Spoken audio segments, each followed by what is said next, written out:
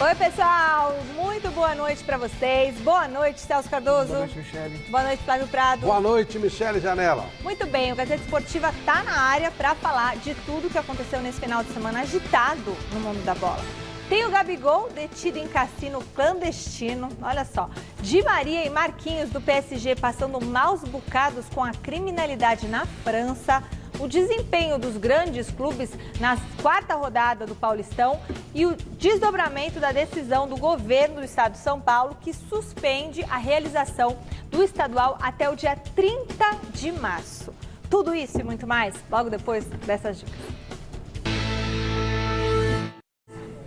Muito bem, altos debates aqui no programa. Flávio Prado, o engraçadinho das redes sociais, montando várias coisas aí no WhatsApp, vídeos, ele tá um editor danado agora.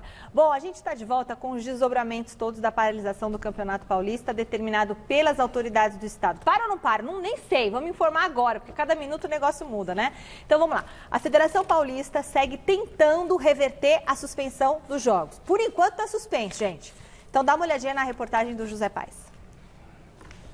Em nota publicada hoje pela manhã, a Federação Paulista de Futebol confirmou que se reuniu com Patrícia Ellen, secretária de Desenvolvimento Econômico, Aildo Rodrigues Ferreira, secretário de Esportes, e Marco Vignoli, secretário de Desenvolvimento Regional, para tratar da continuidade do Paulistão durante a atual fase emergencial do Plano São Paulo. Durante o encontro, a entidade ficou sabendo das autoridades que apenas o Ministério Público Estadual poderia autorizar o retorno do Paulistão. Foi o próprio MP, o órgão responsável pela suspensão das atividades esportivas no estado. Mas, até o fechamento desta reportagem, o Campeonato Paulista ainda permanecia suspenso. A FPF e os clubes da primeira divisão aqui de São Paulo alegam que os atletas passam regularmente por testes clínicos e que, por esse motivo, as chances de transmissão do novo coronavírus durante as partidas de futebol são mínimas. O prefeito de Belo Horizonte, Alexandre Calil, se baseou justamente nesse argumento para permitir, caso preciso, que os jogos do Paulistão aconteçam na capital mineira. E acabou que foi preciso. A falta de um consenso logo no primeiro encontro do dia com o poder público fez com que a Federação Paulista de Futebol aceitasse o convite do prefeito Calil e transferisse a partida atrasada entre São Bento e Palmeiras na próxima quarta-feira para o Estádio Independência em Belo Horizonte. A FPF vai bancar os custos da viagem e da estadia de árbitros e delegações para que o jogo seja realizado em BH. Nós sabemos que o risco são duas pessoas infectadas, uma pessoa infectada e outra não, com um contato acima de entre 10 e 15 minutos, numa proximidade menor do que 1 metro. Isso não acontece dentro do jogo de futebol. Apenas 4 das 12 rodadas da fase de grupos do Paulistão foram disputadas até aqui. Hoje, o estado de São Paulo vive o pior momento desde o início da pandemia. Ontem, pela primeira vez, a taxa de ocupação das UTIs na Grande São Paulo chegou aos 90%. Pois é, e a situação está realmente assustadora. Celso Cardoso, enquanto a gente não tem uma definição sobre o que realmente vai acontecer, eu já quero que vocês respondam a enquete e comentem isso daí, que nós temos uma ligação super bacana conosco aqui. Enquete: a Federação Paulista de Futebol deve levar os jogos do Campeonato Estadual para outros estados? Sim ou não? Entre no site gazetesportiva.com e deixe seu voto. Celso? Seguinte, é uma maneira de você driblar uma proibição no estado. Né? Do ponto de vista pandêmico, você só vai se locomover e é uma locomoção que ela não é benéfica, não traz benefício algum. Agora, por outro lado, eu questiono muito o rumo das decisões. Né? Na situação que está, você parar só o futebol, a gente vê hoje, por exemplo, hoje é o primeiro dia das restrições em São Paulo. Transporte público lotado. Lotado. Trem, metrô, ônibus, circulação por aqui, tudo. Continua muito alta. Vamos falar que é para inglês ver? Vamos falar que é para inglês, porque aí o futebol está fazendo uma manobra. Exato, você parar o futebol, por tudo que está acontecendo, e sem outra incoerência para mim, você para o futebol, o jogo, mas você não para o treinamento. Os riscos no treinamento... Muito maior. são, sabe, ou os mesmos de um jogo de futebol. Talvez você tenha um número maior de pessoas trabalhando no estádio e tal, mas, enfim, do ponto de vista pandêmico não faz muita diferença. Então, entre parar ou não parar o futebol, a discussão é por que vai parar? Quais são os quesitos técnicos que sugerem a paralisação do futebol? Eu, cidadão, e por tudo que eu já ouvi de médicos infectologistas, de médicos que estão na linha de frente, por tudo, tem que parar tudo. Se não tivermos um lockdown, a coisa vai continuar se alastrando. E é um lockdown geral, né, gente? Não é um lockdown, abaixa a porta, todo mundo entra e fica lá dentro, obviamente, sabe? entra futebol entra futebol e entra tudo. Futebol parou o ano passado por muito menos. Entra tudo, exatamente. Muito menos. Né? Então, agora, do jeito que está, eu não vejo muito sentido. Flávio, então, se quiserem driblar o estado de São Paulo porque o estado de Minas permite, ok. Só que eu acho inviável.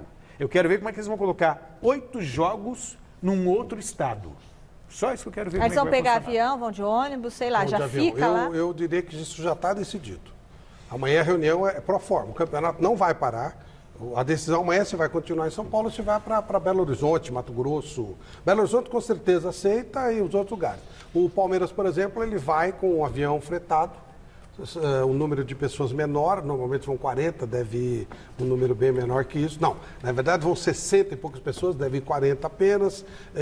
Tem que chegar num hotel com 2 andares fechados, sem visitação, joga e volta imediatamente. Esse é o processo que o Palmeiras vai adotar. Para mim, tudo é querer jogar para a torcida.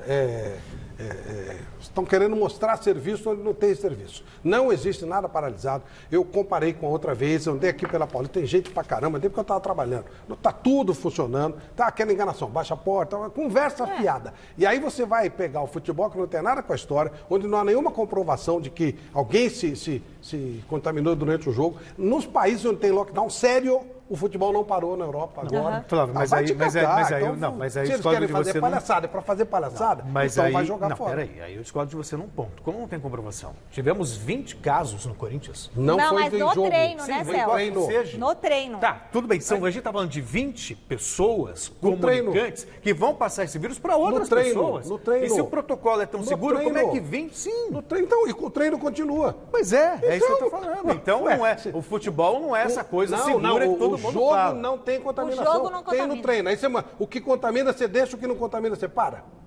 É para mostrar serviço. É para mostrar, não estamos fazendo nada, conversa mole. Para inglês ver, como você disse. É complicado demais isso. Bom, usa nosso QR Code, entra aí direto no site gazetesportiva.com, vote e sua opinião pelo WhatsApp, vídeos de até 10 segundos,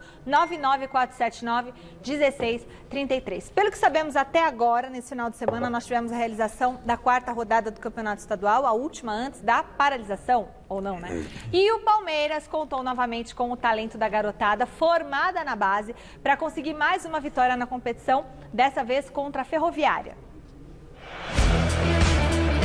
Mais uma vez com um time alternativo e sem o técnico Abel Ferreira, o Palmeiras veio a campo pelo Paulistão.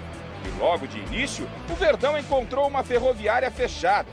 E as primeiras oportunidades foram do time visitante.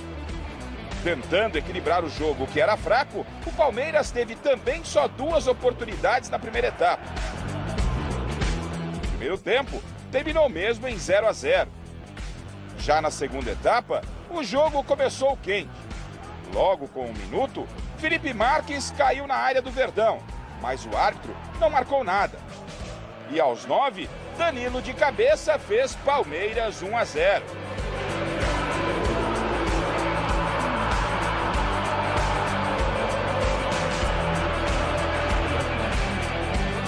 O Verdão administrava bem o jogo e criou até boas chances para ampliar o placar. E o segundo gol palmeirense saiu só nos acréscimos e na falha da defesa adversária. Rafael Elias, atento, fez Palmeiras 2, Ferroviária 0, placar final.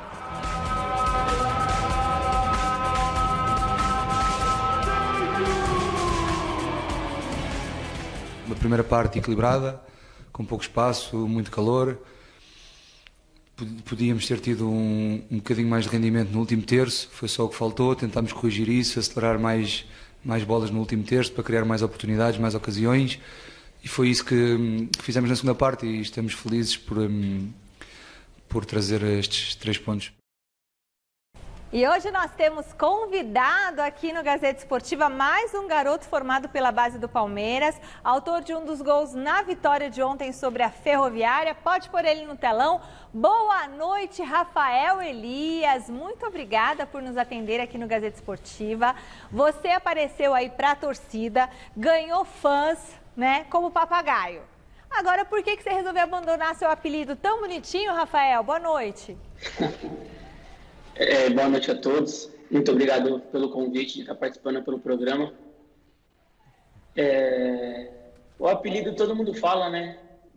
Para continuar de novo, para voltar e tudo mais, né? Mas é aquele que eu já falei, é um novo recomeço na minha vida, né? Já deixei aberto que você da imprensa, a rádio, a transmissão, pode ficar à vontade para falar da maneira que vocês preferirem, né? Mas isso é só um recomeço mesmo na minha vida que eu decidi, com a minha família aqui em casa, e dar um restart aí na minha vida. Tipo numerologia, quando a pessoa põe mais um L no nome, né? Essas coisas assim, né, ô Rafael? O seu Rafael é Rafael com F, porque tem gente que vai falar, não, vamos fazer então Rafael com PH, né? Mas o dele é o Rafael. Beleza, Rafael. E aí, Celso Cardoso? Boa noite, Rafael Elias, seja bem-vindo ao Gazeta Esportiva. Confesso para você, ontem te chamei de papagaio muitas vezes, força do hábito. Eu queria que você falasse 2 coisas. Durante o jogo até falei que o segundo gol do Palmeiras e o seu gol foi um gol de puro oportunismo, sabe? Aquele atacante com faro de gol que percebe um momento de dar um toque na indecisão do goleiro e do zagueiro. E aí queria que você falasse sobre o gol e também sobre esse recomeço que implica na retirada do papagaio. Boa noite, Celso. É isso que você falou, né? Aquele feeling, né? Que o atacante tem que ter, é muito rápido, né? E graças a Deus eu tive esse time de ver que o zagueiro virou de costas, né? E eu pude dar um movimento ali, que eu fui muito rápido, dar um toquinho na saída do goleiro para poder fazer o gol, né? Muito feliz, né? Depois de tanto tempo longe dos gramados, né? Poder estar retornando, ajudando a equipe, né? Isso impacta muito para mim, pois eu fiquei muito tempo fora, mas fiquei trabalhando, não deixei a peteca cair, abdiquei de muita coisa, minha cabeça está melhor, fisicamente eu estou melhor, né? E eu só tenho a agradecer a Deus por tudo que eu vivi, independente de qualquer situação. Flávio Prado. Como você disse pra gente ficar à vontade, eu prefiro papagaio. Eu acho que o futebol, Rafael Elias tem muito, papagaio não tem, vai marcar seu nome profissionalmente. Eu fui o padrinho do Wagner Love, ele até hoje, do Gordiola, dá certo, mas enfim, papagaio, no melhor sentido da situação. Você falou da sua suspensão, foi um momento muito difícil da sua carreira, acusou doping no exame que você fez e você ficou parado um tempão. O que você aprendeu com tudo isso? Você errou, você não errou, você foi injustiçado. O que você aprendeu com toda essa pausa na sua carreira? E felizmente você voltou fazendo gols, o que mostra que é um capítulo, é uma página virada. Mas o que você aprendeu com isso tudo? Acima de tudo, eu fiquei muito tempo parado, longe dos gramados, né? Mas eu não tiro como pena, como injustiçado, como nada, né? Eu tiro como uma lição de vida, que graças a Deus eu entendi o propósito de Deus na minha vida, o que Ele tinha para mim, para minha família, né? E é aquilo que você não pode nunca se colocar à prova, né? De alguma circunstância que aconteça na sua vida, né? Você tem que sempre persistir com muita força de vontade, resiliência, né? E buscar em Deus, né? Todas as suas respostas vão estar lá na Bíblia, se você abrir. E foi isso que eu me apeguei nesse momento, que Deus e família, para mim, são primordial para que eu chegasse nesse momento. Ô Rafael, e o Paulistão é importante, né, para você e para os reservas, para que possam mostrar realmente o futebol que tem, né? Então, como que você vê esse momento aí? Eu acho que a palavra reserva no Palmeiras, a gente viu que não existe muito, né? O Palmeiras tem um elenco muito qualificado, né? Os meninos da base vindo e dando mais qualidade ainda ao elenco, né? Com a mescla dos experientes, né? Então, eu acho que isso é uma continuidade do trabalho que a gente vem fazendo com o professor Abel e o grupo que vinha jogando com mais minutagens entrou de folga, né?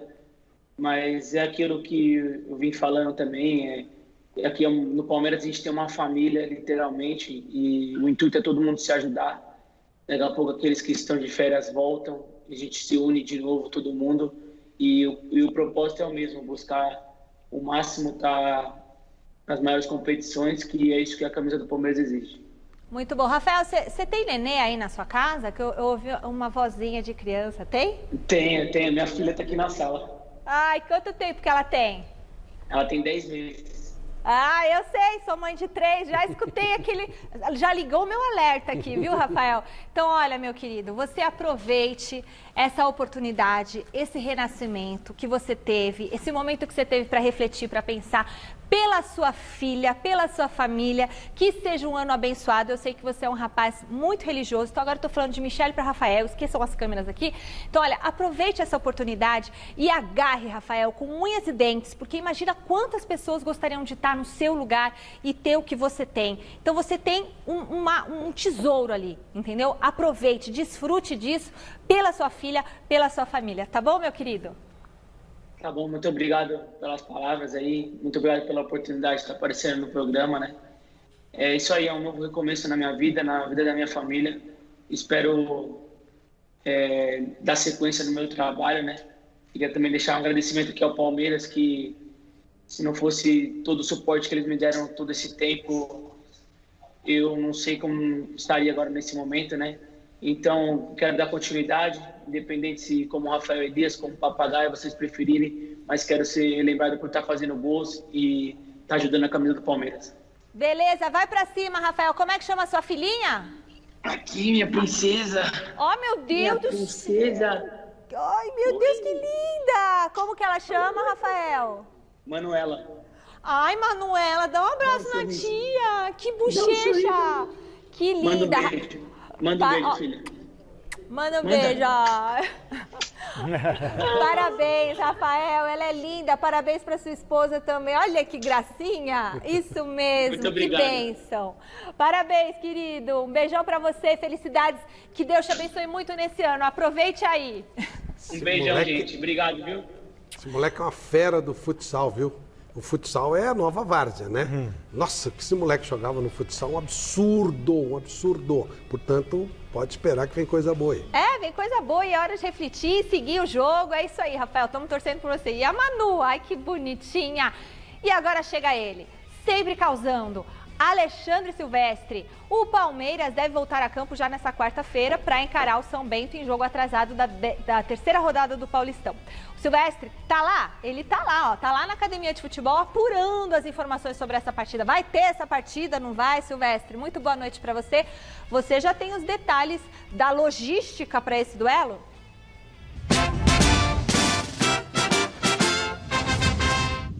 Tenho sim, Michele. Boa noite para todo mundo. O Flávio deu uma adiantada, eu vou dar uma temperada nessa informação. O jogo vai ser contra o São Bento nesta quarta-feira, às 19 horas, ou seja, 7 da noite, no Estádio Independência, no Horto.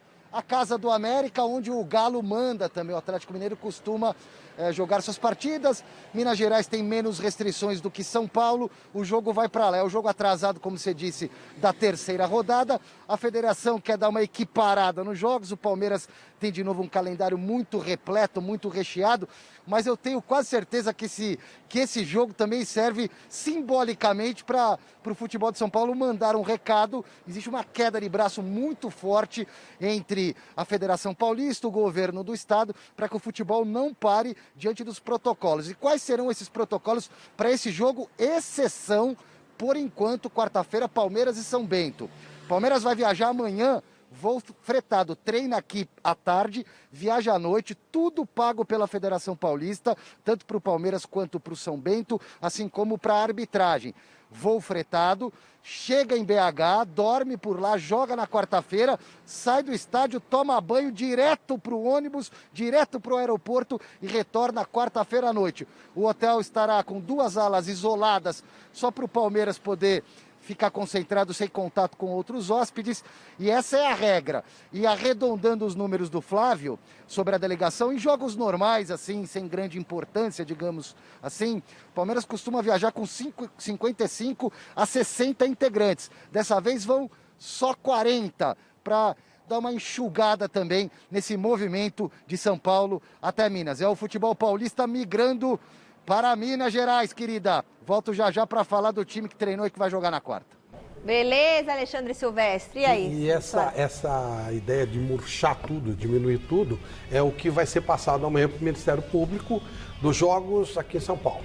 Então, por exemplo, a ideia é só entrará no estádio imprensa, só quem tiver direito de transmissão. Ah, tá. Então, o número os clubes, eles têm direito a 40 convidados, ou coisa que valha, vai cair para 20. A ideia é diminuir 50% o número de pessoas que vão ao estádio também. Essa é uma das propostas que você fez. Mas aí eu me pergunto, para que levar 40, 20 pessoas? Tem que ir jogador de futebol técnico e pronto. É isso aí, vai estar muito próximo. E outra coisa, nós entrevistamos aqui... Então, pessoas que têm de fato... É que me deu branco, eu não me lembro agora o nome do representante do Ministério Público, promotor público que a gente entrevistou. O Saburro, né? Exatamente. Ele foi claro que se não houvesse acordo com o Estado de São Paulo... Mário Saburro, o nome do meu pai, Mário. Se não houvesse acordo com o Estado de São Paulo, eles entrariam na Justiça.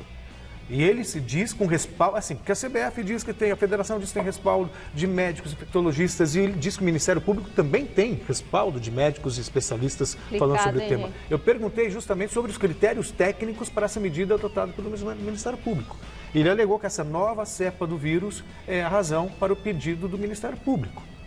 E se a gente observar, faz sentido o que ele falou, só para concluir o raciocínio, porque o vírus de um ano atrás não é o mesmo de hoje. Não é. O histórico hoje que a gente vê nos hospitais, isso é diário, relatos de profissionais novo. E tudo mais, não são só velhinhos, pessoas com comorbidades, são pessoas com 28, 27, 26, 30, 35 anos entubadas.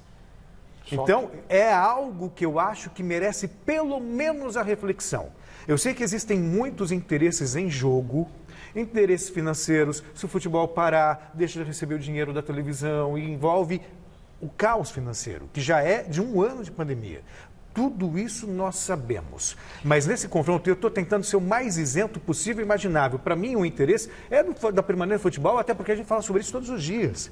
Mas eu acho que o critério técnico tem que ser avaliado. Eu não acho que seja um critério técnico, eu acho que é um critério político. Do Ministério Público? Sim, político. Está fazendo parte do critério político. Eu acho que os protocolos que estão sendo apresentados, eles são excelentes e dá para levar. É que há um interesse político. É o simbolismo do futebol. Porque o que eu estou vendo aqui, o tal do lockdown, não existe. Não, isso não existe. Não existe. Isso eu concordo contigo. Então, falei no início do você programa. pegar simbologia, sabe assim, o futebol é simbólico. Não adianta nada você parar o futebol e não parar tudo o resto. É o que está acontecendo, é o que eles estão propondo. Então eu não vou, eu realmente eu acredito muito mais no critério técnico apresentado pelos clubes, nos protocolos, do que no Ministério Público. O Corinthians venceu mais uma e agora lidera de forma isolada o Grupo A do Campeonato Paulista. A vitória sobre o São Caetano foi muito importante em termos de classificação. Mas o futebol apresentado não empolgou a torcida, não.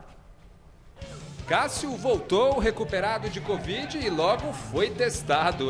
O São Caetano até que assustou o Corinthians no início do jogo. Mas o Timão, com desfalques e improvisos, soube se impor. Passou perto com o Otero aos 32 minutos. E aos 41, o mesmo Otero cruzou para o uruguaio Bruno Mendes marcar de cabeça, o primeiro dele com a camisa do Corinthians. No segundo tempo, nada a declarar. Faltaram lances de emoção. O único que levou perigo terminou com falta marcada pela arbitragem. E ficou assim, 1-0, placar final. Foi a segunda vitória do Corinthians no Campeonato Paulista, que agora para com o Timão em situação tranquila no Grupo A. Liderança isolada com 8 pontos conquistados. Eu acho que hoje o Corinthians está no momento, depois dessas últimas 2 semanas, reencontrando o seu caminho. Ainda é muito cedo, ainda é muito pouco para as nossas ambições. O Corinthians que quer ganhar o Campeonato Paulista, ele tem que melhorar, ele tem que jogar mais, ele tem que construir mais. ele tem que chegar mais à frente, ele não pode dar tanta oportunidade ao adversário, mas diante das dificuldades encontradas nessas 2 últimas semanas, eu acho que nós estamos ali pau a pau, tentando ressurgir, porque não foram dias fáceis, e a gente teve a tranquilidade necessária para absorver tudo o que aconteceu e seguir em frente. Bom, eu só quero dizer que o Corinthians tem mais pontos que bola. É verdade, é verdade. Ele tem 8 pontos, não sei de onde. A bola do Corinthians é bola para 1 ponto, 2, é inacreditável. Foi que a vitória sobre a Ponte Preta e a vitória sobre o São Caetano. E o que é o futebol, né? Se você pegar o início da temporada passada, o Corinthians estava jogando mais do que joga hoje no início do trabalho do Thiago Nunes. E os resultados não estavam acontecendo. Agora finalizava 20 vezes, 22 vezes contra o Santo André, acho que foi isso. Agora vai pro gasto, mas consegue ganhar. É o jeito Corinthians. E o futebol é resultado. Sinto muito, Celso Cardoso. Aí eu tô com a Rafa. O Corinthians está na frente, Flávio Prado. E o que é isso aí vai fazer a diferença. Aí, né? Só que não sustenta, porque o resultado vai acontecendo na base do Bumba Meu Boi. E aí quando a bola não entra... E aí vão lembrar que o futebol é ruim, que o time é fraco, blá, blá, blá. E vai sobrar para quem? Para o treinador. Segundo disseram, o jogo contra o Salgueiro é vida ou morte no Corinthians. Foi dito isso lá. Pois é. Então quero ver se vai ganhar o jogo contra a Escola de Samba lá no vida ou morte, hein? Se vida ou morte contra a Escola de Samba, tem que ganhar, hein? Vamos agora diretamente para o Parque São Jorge com o Jonas Campos e as novidades do Corinthians. Boa noite, Jonas. As notícias hoje por aí não são nada agradáveis, né? Então conta pra gente.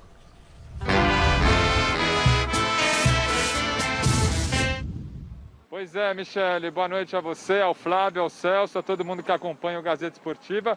Segunda-feira triste, viu, Mi? Morreu hoje o ex-volante do Corinthians, Gilmar Fubá, aos 45 anos, vítima de um câncer de medula óssea. Ele, inclusive, vinha fazendo tratamento desde 2016, mas agora, em 2021, não resistiu, faleceu nesta segunda-feira. Um cara muito identificado com o Corinthians, frequentou demais esse clube aqui atrás, o Parque São Jorge. É uma cria da base, uma cria do terrão corintiano, e o próprio clube, claro, se manifestou nas redes sociais, lamentando o falecimento de Gilmar Fubá e se referindo a ele como um volante incansável e super querido, um dos trunfos das conquistas de um paulista, 2 brasileiros e do Mundial de Clubes de 2000. Gilmar Fubá estava lá. O Corinthians, claro, desejou força aos familiares e amigos. É o que a gente deseja também. Eu, como repórter, posso dizer que sempre foi um privilégio entrevistar Gilmar Fubá, grande figura do nosso futebol, sempre uma resenha incrível, rendia ótimas entrevistas. Vai deixar saudades, Michele. Valeu, Jonas Campos. Puxa vida, né? Primeiramente, Gilmar, os nossos sentimentos, né, nas famílias do Gilmar Fubá. Figura engraçadíssima, sempre alto astral. Me lembro dele, eu era repórter de campo, né, enquanto ele jogava futebol. E sempre rendia boas entrevistas, sempre muito engraçado e tudo mais. Continua assim depois que parou também. Acho que foi para um canal, acho que foi para a ESPN, acho que na minha entrevista uma vez, falando do medo dele quando tinha que bater o pênalti na final do Mundial contra o Vasco. Para sorte dele, não precisou bater. Enfim, figura que vai fazer muita falta. Sabe, 45 anos é um jovem hoje, sabe, um jovem. E uma doença muito grave, e quando apareceu o câncer já era uma condição terrível. Ele conseguiu sobrevida graças principalmente a 2 pessoas, ao Vampeta e ao Dr. Joaquim Grava, que juntaram, uniram forças, arrumaram hospital, deram um respaldo muito acima do que seria normal. Fizeram jogos beneficentes, o Vampeta organizou eventos beneficentes para ajudar o tratamento, porque era um tratamento inclusive caro, mas era uma luta que eles sabiam que era inglória. Ele ganhou alguns anos de vida, mas infelizmente não tinha jeito. Desde que apareceu esse câncer, já veio com diagnóstico de pouco tempo de vida. Nossos sentimentos aí, a família do Gilmar Fubá. Vai deixar saudades. Ô, Jonas Campos, parece que tem mais polêmica aí no Corinthians, né? O final de semana foi daquele jeito.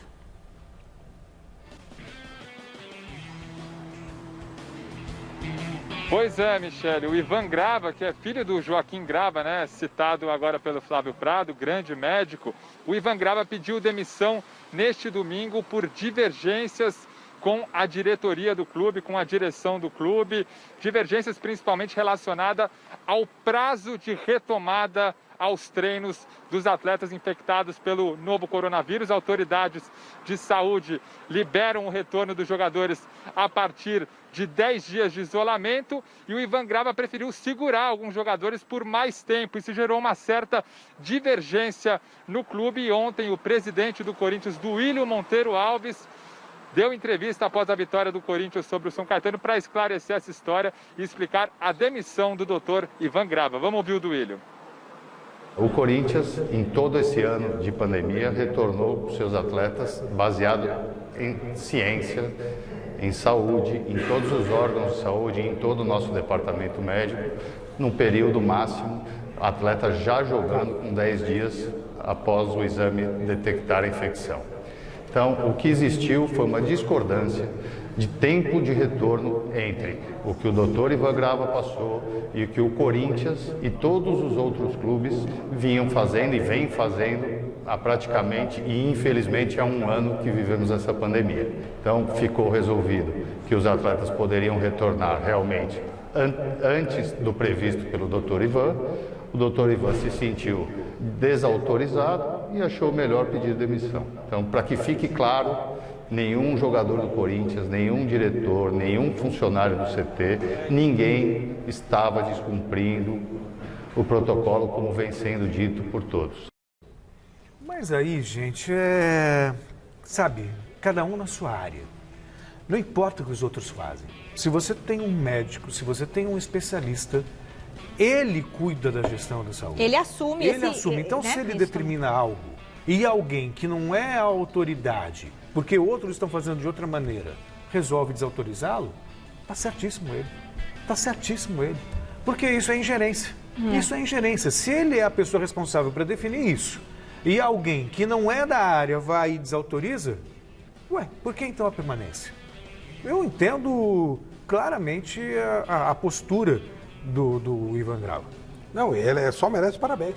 Só merece parabéns. Né? Ele é o responsável. Se acontece algum problema, ele é o responsável. Por que o médico não fez isso? Exatamente. O médico não fez aquilo? E ele deixou bem claro que o prazo estava errado. O pessoal queria que esses jogadores voltassem a treinar no sábado, porque entendem lá no Corinthians que esse jogo contra a escola de samba lá, o Salgueiros, é vida ou morte. Não fala isso assim, foi dito Salgueiro, Flávio.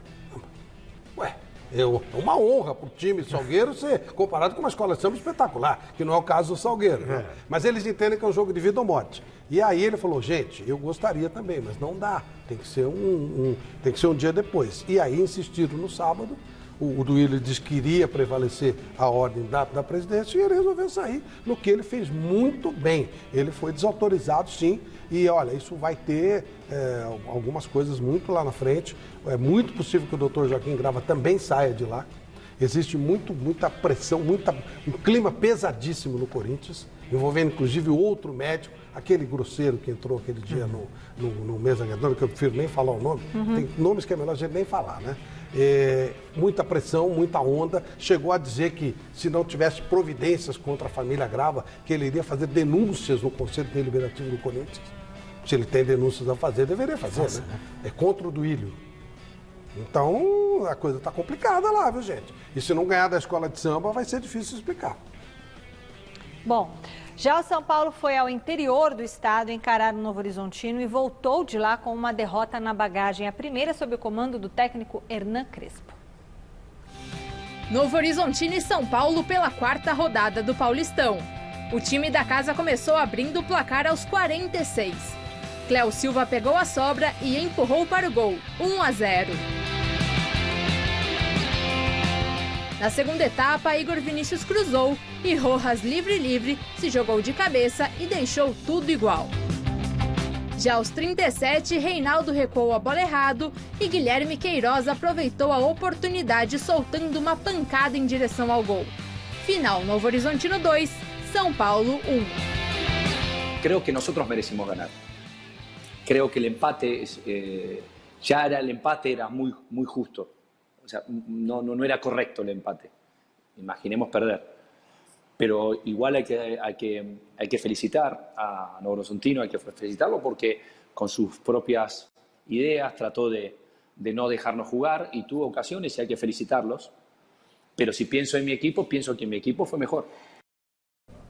Pois é, E aí, no que essa derrota impacta para o São Paulo a situação? Faz parte do futebol, às vezes as coisas não funcionam mesmo, São Paulo. Essa equipe não foi melhor. Não foi melhor. Mas também não sei se jogou para perder. Para perder não, mas não foi melhor. Ele falou, não, minha equipe foi melhor. Não foi melhor. Outra coisa, Celso, você que... E nessa gente tá super junto. Eu ouvi falar que se desse bico para frente que resolvia. Sim. O São Paulo tomou 2 gols por dar bico para frente. Bico... O Novo Horizontino pegou de frente, veio no contra-ataque, fez 2 gols. Bico pra frente, parece que bico pra frente não é bem. Me disseram, é só dar bico pra frente que resolve. Queria que o Garrafa explicasse isso. Muito bem. Aproveitando a ausência dele aqui, a gente Então, agora é a vez gritando. dele. Foi citado, a gente chama. Agora é a vez do Osmar Garrafa entrar em campo, ele tá no CCT da Barra Funda, acompanhando o noticiário tricolor. Boa noite, Garrafa. Quer dizer que a diretoria São Paulina está indignada com o VAR no Paulistão e o Flávio Prata está pondo você aqui na roda da conversa.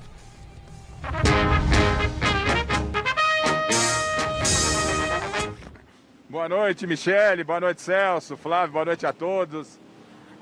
Esse Flávio Prado. É uma discussão longa. De acordo com orientações do meu diretor, serei breve. Isso fica para a próxima sexta-feira, seu Flávio Prado. O negócio é o seguinte... Teve reclamação sim, Michele. O São Paulo, ontem mesmo, escreveu uma carta de protesto e enviou à Federação Paulista de Futebol esse comunicado, porque o campeonato nem bem começou e o São Paulo já tem lances a reclamar. O lance último, né, foi do final de semana contra o Novo Horizontino, finalzinho de jogo. Você acompanha aí, ó, o Luciano, ele é derrubado pelo goleiro do Novo Horizontino, lance interpretativo. A árbitra Edna Alves, ela... não dá o pênalti, o jogo fica paralisado por aproximadamente 2 minutos. O VAR, ele faz a avaliação, mas manda depois do jogo seguir. A Edna não foi chamada ao VAR para ela tomar a decisão final. Isso incomodou demais a delegação do São Paulo. Outros lances reclamados do São Paulo foram 2 lances na primeira rodada, não é? No 1-1 com o Botafogo.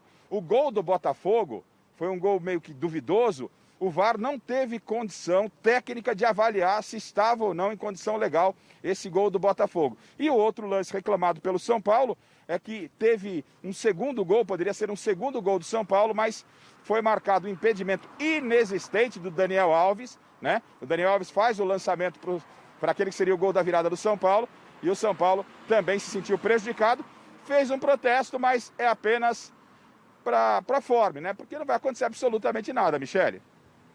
Tá certo, Osmar Garrafa. E aí, Celso Cardoso? Quanto mais vejo esse lance, mais tenho certeza que não foi pênalti. Para mim também não foi. Eu acho a Edna a única que você pode confiar no futebol. Ela faz o jogo rolar e eu tenho receio que comece a pegar no pé dela e faça o que fizeram com o Voaden, que fazia o jogo seguir. O VAR, ela não precisa ir lá ver. Ela confiou na interpretação e na interpretação dela, que também é a minha, embora seja discutível. Falando em VAR, é bom, já que a federação está querendo tomar providências, é bom perguntar pro VAR lá do jogo de São Caetano. Teve 2 lances iguaizinhos, o lance lá do Rio de Janeiro, que decidiu o campeonato. Era o mesmo VAR, lá ele mandou expulsar, que ele não mandou. Eu queria saber por quê, talvez porque não fosse decisivo. A interpretação, né, de acordo com a conveniência, né? Muito bem, e o Santos também venceu nessa rodada do Paulistão, mas todas as atenções na Baixada Santista estão voltadas para o jogo de volta da segunda fase da Copa Libertadores. O Lucas Mussetti traz as informações do Peixe. Boa noite, Michele. Boa noite para todo mundo que acompanha o Gazeta Esportiva. O Santos venceu o Ituano por 2-1 no último sábado pelo Campeonato Paulista e mal teve tempo para descansar. O elenco já treinou no domingo e viajou à noite para a Venezuela. Esse voo durou a madrugada toda e o Santos chegou pela manhã em Caracas, onde enfrenta o Deportivo Lara amanhã, nesta terça-feira, pela pré-Libertadores. O Santos venceu por 2-1 na Vila Belmiro e tem a vantagem do empate para passar para a terceira e última etapa antes da fase de grupos da Libertadores. Se o Santos eliminar os venezuelanos, enfrentará Universidade do Chile ou San Lorenzo antes de fato estar na Libertadores. Essa partida é muito importante. O Santos for eliminado agora, passa a temporada inteira sem competições internacionais, apenas com estadual, Brasileirão e Copa do Brasil. E para essa decisão o Santos não contará com o Marinho, grande destaque do Peixe na última temporada. Ele teve problemas musculares, depois uma lesão no joelho, então o Santos trata o jogador para que ele só comece o ano quando de fato estiver 100%. O técnico Ariel Roland falou sobre isso na entrevista coletiva no sábado. Marino se está recuperando y queremos que lo haga al 100% para poder él también luego estar al 100% en los Jogos. Así que yo creo que va a tener todavía para unos días más. Além de Marinho, o Santos também não contará com Caio Jorge, que tem uma lesão muscular na coxa esquerda. Em compensação, Pará, Alisson e Soteldo, que foram poupados contra o Ituano, devem ser titulares na Venezuela. A provável escalação do Santos para essa decisão é João Paulo no gol, Pará, Kaique, Lua Pérez e Felipe Jonathan, Alisson, Sandri e Gabriel Pirani, Ângelo, Soteldo e Lucas Braga ou Jean Mota. É isso, gente. Um abraço para vocês e bom final de programa a todos. Obrigada, Mussete. Vamos abrir espaço agora para o noticiário policial no Gazeta Esportiva. Na madrugada de domingo, uma operação conjunta das autoridades do estado de São Paulo fechou um cassino clandestino na capital paulista. Quem estava lá? O Gabigol. Dá uma olhada. Oi. Peraí. Deixa eles entrarem primeiro. Vila Olímpia, 2h30 da manhã. Nós estamos aqui com a Força Tarefa contra as festas clandestinas. Recebemos várias denúncias e, para nossa surpresa, quando nós entramos aqui com a Polícia Civil, com a Polícia Militar, com a Guarda Municipal, Prefeitura, Governo do Estado, Ministério Público, representantes da OAB, Vigilância Sanitária, Bombeiro e também o pessoal do PROCON, nós encontramos aqui uma casa de jogos de azar, pôquer, menores de idade, as pessoas todas sem máscaras, aglomeradas, pessoas de poder aquisitivo muito alto. Encontramos uma série de pessoas aqui dentro, as pessoas sem nenhum cuidado, bebendo, compartilhando copos, compartilhando garrafas.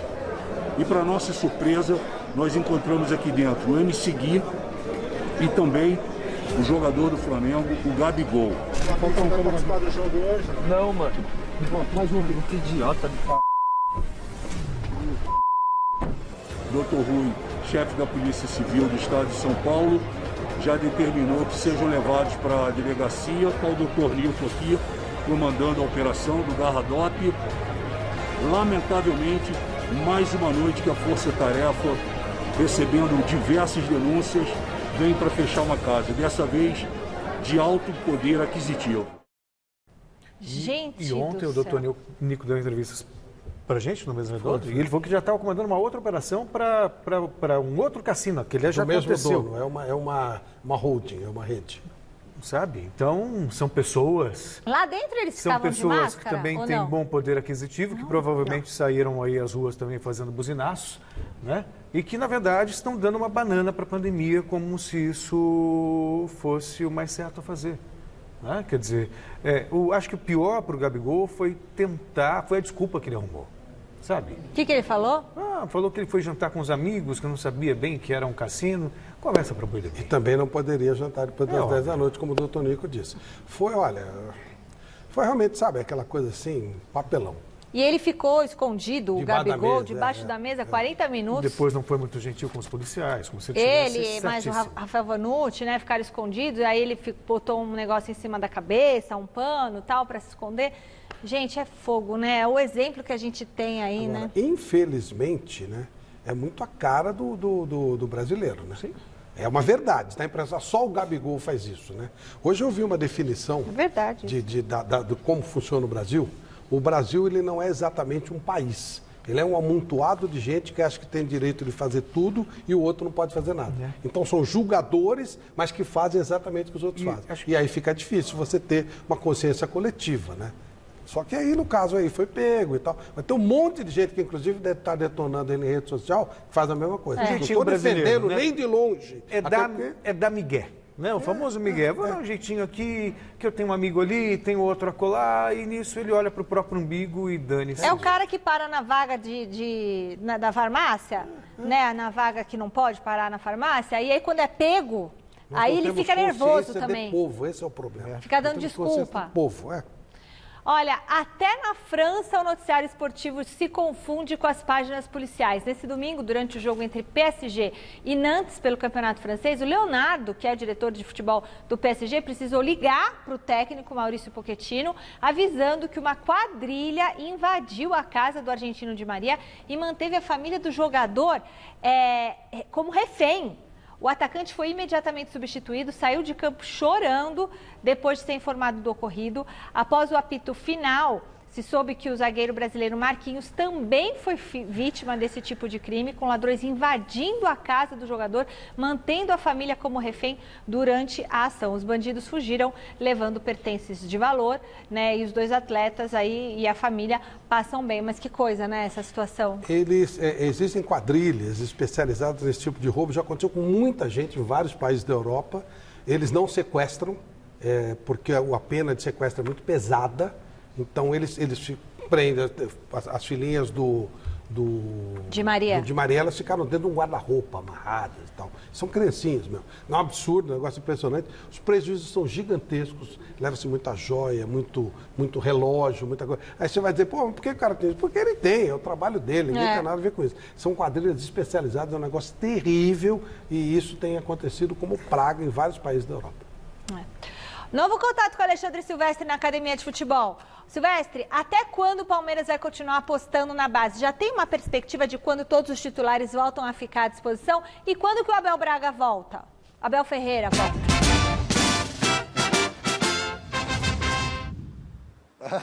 Michele, o Abel Ferreira, como ele teve aquele problema para embarcar para Portugal, ele iria na segunda, acabou indo só na quinta, ainda não tem uma data prevista para o retorno do português. Deve ficar lá com a família dele por 2 semanas. Agora, os jogadores titulares, em tese, aqueles que atuaram mais vezes nos últimos tempos, retornam, segundo o Palmeiras, nesta sexta-feira, dia 19, ao batente. Michele, beijo.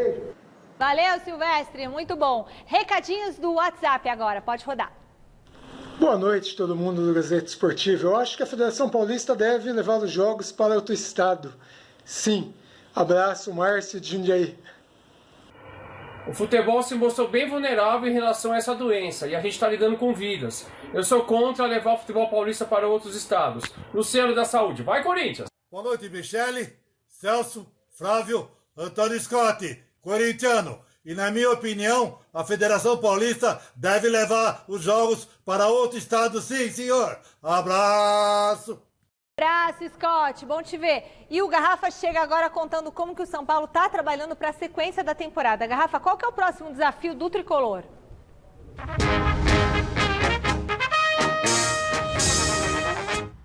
Michele, o próximo desafio é o Palmeiras, não é? O jogo está marcado para o Allianz Parque, mas agora o São Paulo está numa posição de aguardo do que vai acontecer na reunião de amanhã. Então o São Paulo, ele trabalha pensando em jogar sábado, não se sabe se no Allianz Parque ou se fora da cidade do São Paulo, que será definido ainda no dia de amanhã. O São Paulo que ontem conheceu a sua primeira derrota, agora já são 4 jogos sob o comando do técnico Hernan Crespo, 2 vitórias, 1 empate e 1 derrota. Do lado de dentro do muro do CT, tudo é mistério quanto ao local do jogo contra o Palmeiras. Michele. Valeu, Garrafa. 1 minutinho para a gente comentar o São Paulo. Bom, o clássico em si, né? Tá numa expectativa muito grande. Não vai ter o Abel Ferreira, que ainda vai estar de férias. Se vai ter, aonde vai ser, né? Quer dizer, são perguntas ainda sem respostas. Vai depender muito do que... desse jogo, né? Vai depender muito do que vai ser definido nessa reunião da Federação Paulista de Futebol. A tendência é levar para um outro estado. Só acho estranho você levar um campeonato inteiro para um outro estado. Eu não vejo logística para isso. A coisa toda pega, Celso. Se você for olhar na ponta do lápis, realmente não... Mas aí virou coisa de birra, sabe? É pressão. É uma maneira de pressionar. É um lado e o outro, e é uma birra. A gente vai jogar em outro estado. É uma birra, virou uma coisa de birra e tal. Uma coisa política. O pessoal... de um lado e de outro. De um lado e de outro. Demonstração de força. Isso, e o outro também querendo, né, criar um realismo que a gente não está vendo no dia a dia. É por aí o negócio. É exatamente em cima disso. E eu tenho praticamente certeza que o campeonato vai seguir. Ou aqui, ou lá em outro lugar.